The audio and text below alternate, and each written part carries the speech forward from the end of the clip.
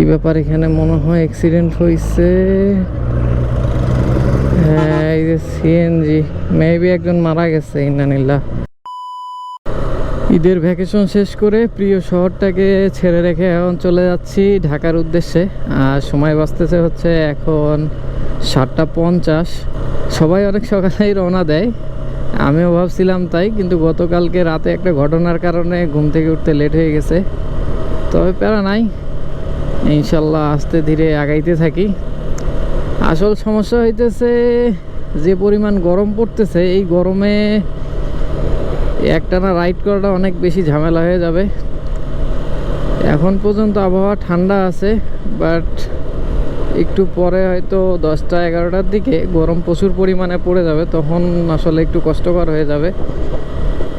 তো প্যারা নাই এসব নিয়ে, ইনশাল্লাহ আস্তে ধীরে ব্রেক দিতে দিতে যাব, আর রাস্তার সব কিছু আপনাদের সাথে শেয়ার করব ইনশাল্লাহ।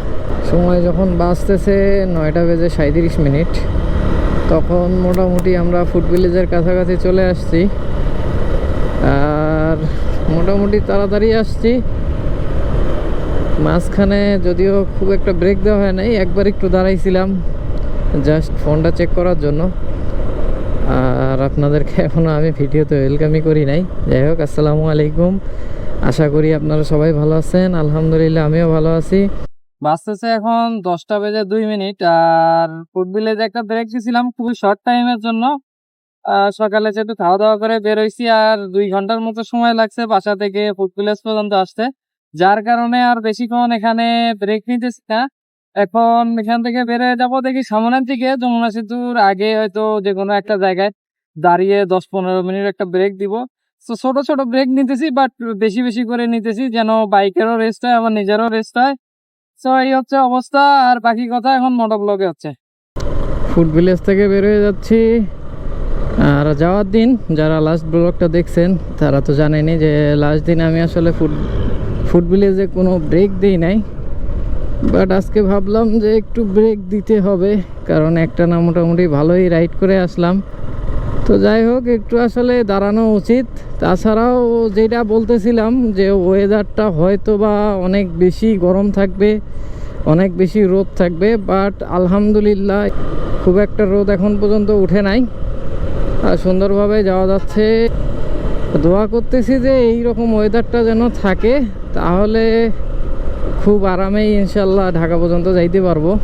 এইবারের ঈদের ভ্যাকেশনটা অন্যান্য যে ঈদের ভ্যাকেশনগুলো ছিল ওগুলোর থেকে একটু আলাদা, কারণ হচ্ছে নতুন মেম্বার সংযোজন হয়েছে। আসলে একটা বিড়াল আসছে, সেই বিড়ালটা নিয়ে খুব বেশি আর কি সময় এঙ্গেজ ছিলাম। তো এটার পিছনে একটা কারণ আছে, আমি নর্মালি আসলে বিড়াল টিড়াল খুব একটা বেশি আগে মানে পালা হয় নাই, বাট এইবার হঠাৎ করে বাসায় আসার পরে শুনি যে একটা আমাদের আগের একটা বিড়াল ছিল, ওইটা আর কি বাচ্চা দিছে। এমনিতে নর্মালি বাসায় পোষা না, বাট ও নর্মালি বাসায় যাওয়া আসা করতো, খাবার দাবার দেওয়া হইতো। তো একটা বাচ্চা দিছে। এখন এই বাচ্চাটা হচ্ছে পাশের বাসা যে কোনো একটা বাচ্চা নিয়ে গেছিল, ছোট বাচ্চা। ও নিয়ে যাওয়ার পরে খেলার ছলে কোনোভাবে হয়তো বা ওর গলায় একটা রশি বেঁধে দিছিল। কি ব্যাপার, এখানে মনে হয় অ্যাক্সিডেন্ট হয়েছে। হ্যাঁ, এই যে সিএনজি, মেবি একজন মারা গেছে। ইন্নানিল্লাহ। আরে কি একটা সিরিয়াস অবস্থা। ফায়ার সার্ভিসের টিম আসছে। আমার সাথেই কেন বারবার এমন হইতে হবে? এখন তো আবার আমার তো কনফিডেন্স একটু ডাউন। যাই হোক, খুব দেখে শুনে চালাইতে হবে। বাসা থেকেও বলছে খুব ঠান্ডা মাথায় যাইতে, কোনো তাড়াহুড়া না করতে।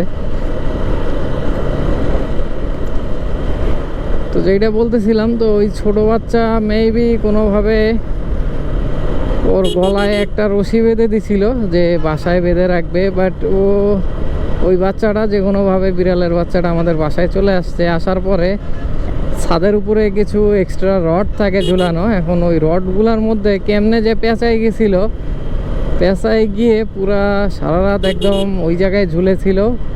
আর বাসায় সেই সময় নানি ছিল, তো নানি বলতেছিল যে ওর অবস্থা খুবই সিরিয়াস। তাহলে যদি ওই নানি ওই সময় না যাইতো তাহলে আসলে ও নাও বাঁচতে পারতো। তো এটা কথা না, আল্লাহ হয়তো হায়াত রাখছে যার কারণে বেঁচে আছে। তো আমরাও যেদিন গেছি ওই দিনে ওই ঘটনাটা, এরপর থেকেই মানে খুব একটা ভালোবাসা কাজ করা শুরু করছে ওইটার প্রতি। আর অন্যান্য বিড়ালগুলা যেমন ছেড়ে দেওয়া বিড়ালগুলা খুব একটা কাছে আসে না, বাট এইটা নিজে থেকেই দেখা গেছে নিজে থেকেই শুয়ে আছি, হয়তো শুয়ে থাকা অবস্থায় ও পাশে এসে শুইতেছে, বসতেছে, মানে খুবই প্লেফুল এবং খুবই মিশুক টাইপের। সো এর কারণে আসলে ভালোবাসাটা আরও বেশি বেড়ে গেছে। আর একটা ঘটনা, আমার আম্মা মোটে ওইসব জিনিস পছন্দ করে না, মানে বিড়াল বলেন কুকুর বলেন এগুলো আশেপাশে দেখলে একদম তাড়ায় দেয়। তো এই কয়েকটা দিনে আমার আম্মাও খুব প্রেমে পড়ে গেছে এই বিড়ালটার, কোনোভাবেই ছাড়তে পারতেছে না। তো যেখানেই যাইতেছে ওখানেই সাথে করে নিয়ে যাইতেছে। তারপরে এখন আসল ঘটনায় আসি। এখন আর দুইটা বিড়াল আছে পাশের বাসার, এই দুইটা বিড়াল খুবই হিংস্র টাইপের। আর আমাদের এই যে বিড়ালটা বাচ্চা দিছে ওর মা আর বাচ্চাটা দুইটাকেই দেখতে পারে না, একটুতেই মারামারি লাগায় দেয়। লাস্ট কিছুদিন ধরে এরকম চলতেছে। তো গতকালকে রাতে হঠাৎ করে পাশের বাসার বিড়াল দুইটা আসছে, আর রাতের বেলা অনেক বেশি সাউন্ড করতেছিল, ঘ্যাঁ ঘ্যাঁ ঘ্যাঁ ঘ্যাঁ করে। তো আমরা ভাবছি হয়তো আমাদের এই ছোট বিড়ালটার সাথে মারামারি লাগছে। এই তখন বাজতেছে হচ্ছে মোটামুটি 12:45 মতো। তো এখন তাড়াহুড়া করে আমাদের সবাই উঠে গেছি, আমরা বাইরে বের হয়েছি। বের হয়ে দেখি যে পাশের বাসার দুইটা বিড়াল এসে মানে খুঁজতেছে এগুলারে মারার জন্য। তো পরে ওগুলারে তাড়াই দিছি, দিয়ে আসলে এইটা আরেকটা জায়গায় ছিল, মানে আমাদের যেখানে রাখি ওইটা ওখান থেকে নেমে আসছে। আসার পরে আর ঘুমাইতে দেয় না, একবার পায়ের মধ্যে গিয়ে কামড়াকামড়ি করে, আবার মাথার কাছে আসে, মানে পুরা বাসায় শুধু তছনছ করে দিছে। তো এর কারণে আসলে রাতে একটু ঘুমটা ব্যাঘাত ঘটছে, আর এর ফলে বের হইতেও দেরি হয়েছে, যে কারণ ঘুম ক্লিয়ার না হইলে হাইওয়েতে রাইড করা একটু বেশি রিস্ক হয়ে যায়। তো ঘুম টুম ঠিকঠাক মতো একদম ক্লিয়ার করে বের হয়েছি। এই হইল অবস্থা, মানে ঘটনা গতকালকের। অনেক বড় ঘটনা বললাম। রাস্তার আপডেট আর কি দিব, কারণ লাস্ট ভিডিও যারা দেখছেন তারা তো জানেনি, আর যারা দেখেন নাই তারা দেখে আসতে পারেন। আমার লাস্ট ভিডিওতে আমি এই ঢাকা রংপুর হাইওয়ের বর্তমানে কি অবস্থা এইটা সম্পর্কে পুরো ব্লগটাই করছি বলতে গেলে। তো আজকে আর নতুন করে রাস্তার কোনো কিছুই বলার মতো নাই। তারপরে চলেন কথা বলতে বলতে সামনের দিকে যাই। একা একা গেলে কেমন লাগে, তার মধ্যে কোনো সঙ্গীও নাই, সাথীও নাই, পুরা একা রাইড করতেছি। তো বোরিং হয়তো বা হয়ে যাইতে পারি, আপনাদের সাথে কথা বলতে বলতে গেলে হয়তো ভালো লাগবে। সময় যখন বাজতেছে 10:50, তখন আমরা যমুনা সেতুতে উঠে গেছি। আর এই যে এই পাশে দেখতে পাচ্ছেন যমুনা রেল ব্রিজের কাজ মোটামুটি শেষের দিকে, মনে হইতেছে 90% কাজ ওকে, আর হয়তো 10%-এর মতো কাজ বাকি আছে। হয়তো আর কিছুদিন পরে এই যমুনা রেল সেতুটাও খুলে দিবে, তখন আসলে রেলের যে যোগাযোগটা, এই যোগাযোগটা আরও তাড়াতাড়ি হবে, আরও দ্রুত হবে, এইটা অনেক ভালো হবে। যমুনা সেতু পার হওয়ার পরে একটু দাঁড়াইছি, একটু বললে ভুল হবে, এই ব্রেকটা সব থেকে বড় ব্রেক এখন পর্যন্ত। কারণ হইতেছে টানা মোটামুটি অল্প অল্প গ্যাপ দিয়ে 150 কিলোমিটারের মতো রাইড করছি।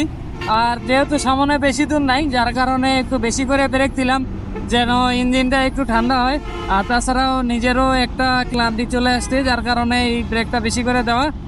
তবে আর বেশিক্ষণ দাঁড়াবো না, মোটামুটি 15-20 মিনিটের মতো হয়ে গেছে।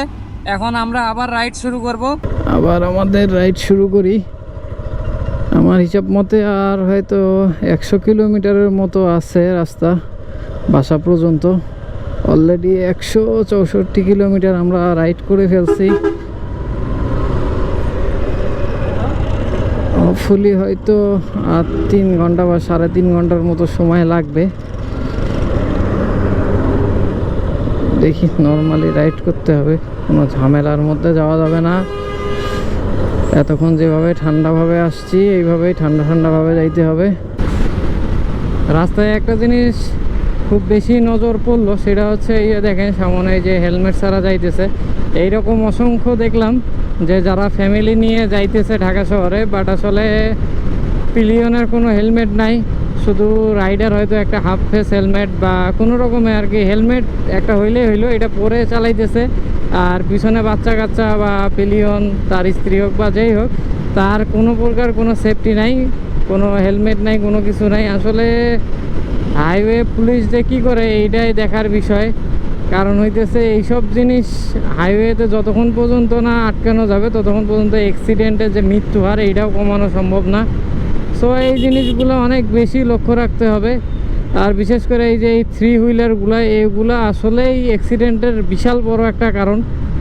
এইটা সব সময়ের জন্যই, কারণ থ্রি হুইলারগুলা এত বেশি বেপরোয়া এটা বলার বাইরে। চন্দ্রা চলে আসছি আর মাঝখানে কোনো ব্রেক দেয় নেই, বাট আসলে থ্রি হুইলারগুলো ভালোই ঝামেলা করতেছিল, হঠাৎ করে রাস্তা পার হইতেছিল এক সাইড থেকে আর এক সাইডে।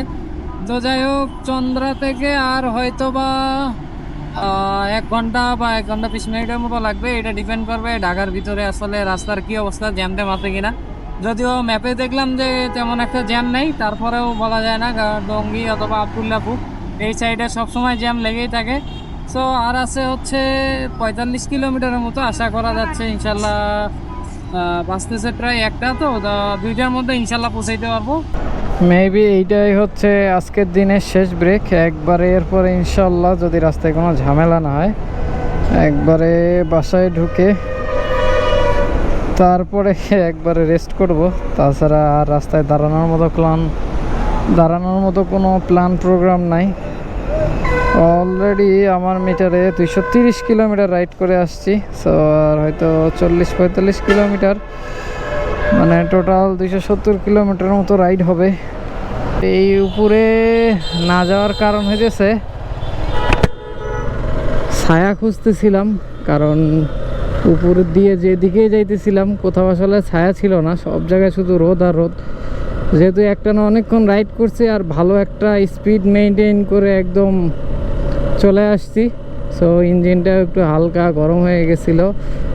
এই কারণে ছায়া খুঁজতে খুঁজতে ভাবলাম যে নিচের দিকে হয়তো ছায়া পাওয়া যাবে, তার কারণে এই নিচের সাইডেই আসছিলাম। একটা জায়গা পেয়েও গেছিলাম, সো ওখানে একটু রেস্ট করলাম, একটু মুখেও পানি দিয়ে দিলাম। এখন একটু ফ্রেশ লাগতেছে, সাথে বাইকটাও ঠান্ডা হয়ে গেছে। সো চলেন, নেক্সট 45 কিলোমিটার আমাদের টার্গেট, সুস্থভাবে সুন্দরভাবে পৌঁছাইতে পারলেই হয়। আল্লাহর অশেষ রহমতে সময় যখন বাঁচতেছে 1:40, তখন পৌঁছাই গেছি। বাসায় এখনও ঢুকি নেই, বাসায় ঢুকতে হয়তো আর 5-7 মিনিট লাগবে, বাট একটু খাবার দাবার কিনতে হবে, তারপরে যেতে হবে। সো আজকের ভিডিওটা এই পর্যন্তই। ঈদের সেই চিরচেনা যে পরিবারের সাথে সময় কাটানো, এটা শেষ। এখন আবার ব্যস্ত শহরে ব্যস্ত হয়ে পড়তে হবে। সো ইনশাল্লাহ পরবর্তী ভিডিওর আমন্ত্রণ জানিয়ে আজকের ভিডিওটা এখানেই শেষ করতেছি। সবাই ভালো থাকবেন, সুস্থ থাকবেন। আল্লাহ হাফেজ, আসসালামু আলাইকুম।